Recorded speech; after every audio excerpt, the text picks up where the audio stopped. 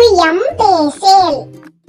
ஒரு அழகான பிக்னிக் நாள்ல எல்லா குழந்தைகளும் விலங்கு சரணாலயத்துக்கு போனாங்க. அங்க உயரமான ஒட்டகச்சிவிங்கிய பார்த்ததும் எல்லாருக்கும் ரொம்ப சந்தோஷம் ஆயிடுச்சு. அங்க ஒரு மயில் அதோட வண்ணமயமான இறகுகளை விரிச்சு பெருமையா ஆடிட்டு இருந்தது. அப்போ ஒரு இனிமையான குயில் வந்து மெதுவா பாட தொடங்குச்சு. குழந்தைகள் குயிலோட இனிமையான பாட்டை கேட்டு கை தட்டினாங்க.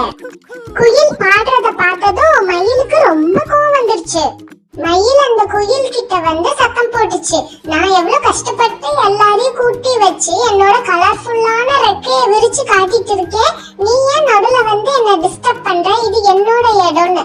என்கிட்ட பாரு எத்தனை நேரம் இருக்குன்னு, ஆனா உன்கிட்ட இருக்கிறது ஒன்னே ஒண்ணுதான், அது நல்லாவே இல்ல அப்படின்னு சொல்லிச்சு.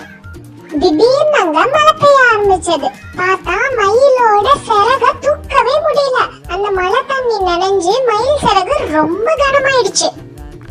ஆனா அப்பையும் குயில் அழகா பாடிட்டு இருந்தது. இத பார்த்தோன்னே மயிலுக்கு ரொம்ப வருத்தமாயிடுச்சு. அங்க வந்த காவலர் சொன்னாங்க, அவ்வியம் பேசேல், அப்படின்னா நம்ம கிட்ட உள்ளத வச்சு மத்தவங்கள தாழ்த்தி பேச கூடாது, எல்லாரும் தனித்துவமானவங்க தான்.